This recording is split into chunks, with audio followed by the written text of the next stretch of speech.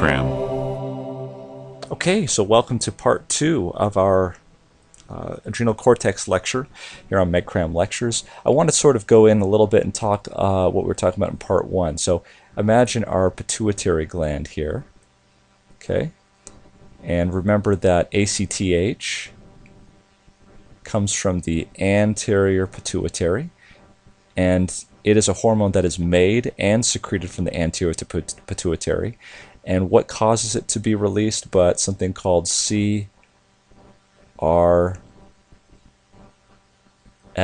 guess you could say, corticotropin releasing factor, or CRH, corticotropin releasing hormone, and that's made in the hypothalamus. That's up there in the brain, so further on up. So that ACTH comes out and it comes down and it stimulates the adrenal cortex.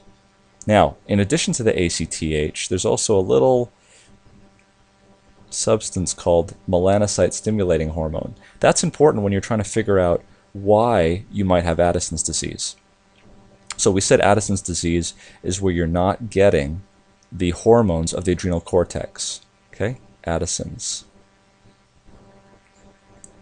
The question is, there's two possibilities as to why you might not be getting those hormones. Number one is it could be because you don't have enough ACTH.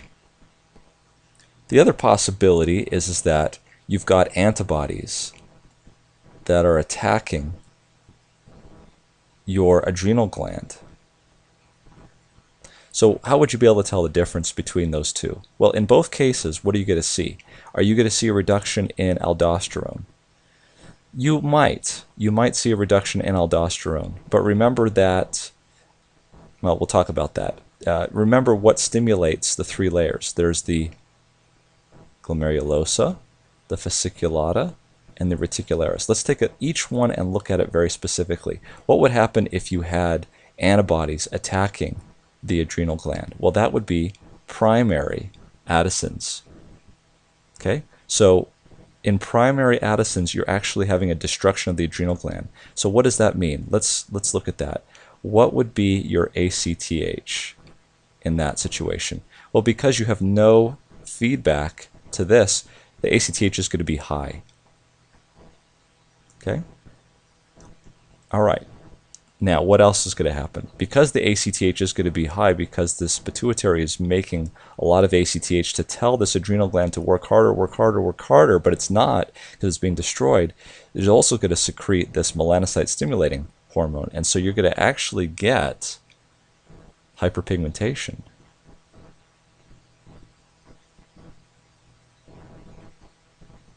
Okay?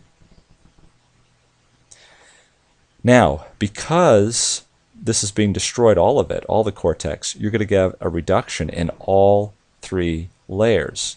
And so you're going to get hyperkalemia because your mineralocorticoids aren't working. You're going to get hyperproteinemia, or you're going to get metabolic acidosis, essentially. You're going to also get hypoglycemia, and you're going to get a reduction in testosterone. Okay, that's primary. Let's switch over to secondary. What's secondary? Secondary is when you don't have a pituitary that's secreting ACTH. Now, remember, so you're going to have low ACTH. But remember now, your third layer, the zona glomerulosa, is not really stimulated by ACTH. It's stimulated by high potassium. So, are you going to have high potassium? No, your potassium's going to be okay. And you're probably not going to get much of a metabolic acidosis either, because aldosterone is working okay. But your glucose is going to be low because your second layer depends on ACTH. So you'll still get hypoglycemia and you'll still get low testosterone. But because your ACTH is not high, you're also not going to get a lot of the MSH. So you're going to have no hyperpigmentation. Okay, so that's the difference between primary Addison's and secondary Addison's. So make sure you understand that. Now, the other thing you should know about is something called congenital adrenal hyperplasia. Congenital adrenal hyperplasia. What's this? This is basically where, remember those hormones I was telling you about in the adrenal gland? They get synthesized from a common precursor, which is a steroid hormone of cholesterol. And there's a number of little hydroxyl groups and other sort of things that get put on that as it's being made. Let me just draw this out here. All right, so we'll go ahead and draw the line there.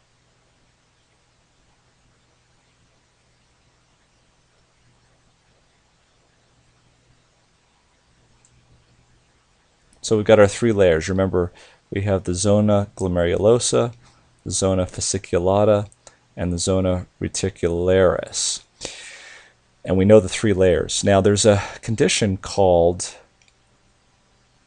21 hydroxy deficiency. This is the most common when you can't hydroxylate the number 21 carbon on that, basically on that steroid structure I was showing you,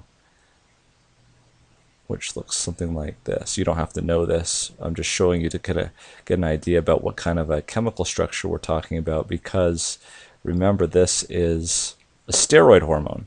And so on the number 21 carbon, they've got to hydroxylate it. And when that happens, you get a buildup of the substrate and a reduction of the product. Basically, there's a problem with that enzyme, and so all of the stuff that's waiting for that enzyme to work gets built up behind it. And so what happens here is that you get no aldosterone.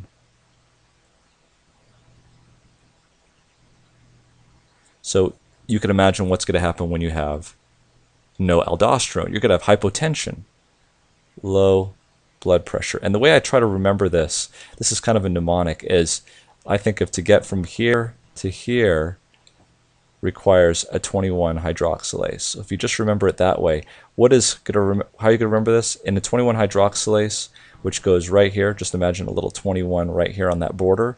To get from here to there, you've got to have 21. If you have no 21 hydroxylase enzyme, you're not going to get your aldosterone secretion.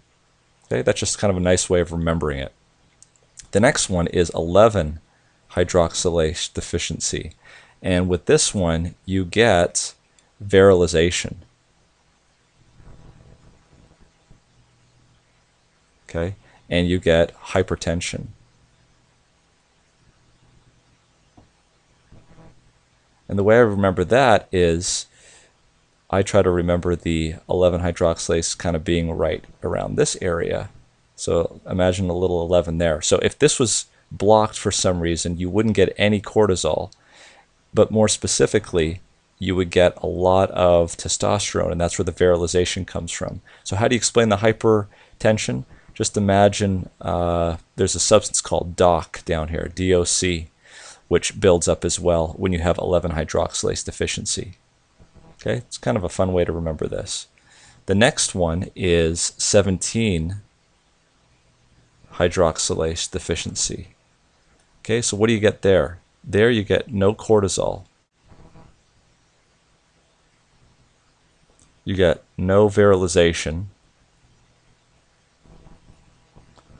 but you get a lot of aldosterone.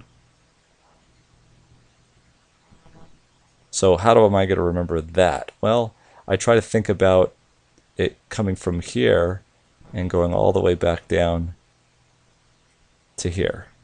Okay, so 17 hydroxy. So if this is not working, you're going to get a buildup of what?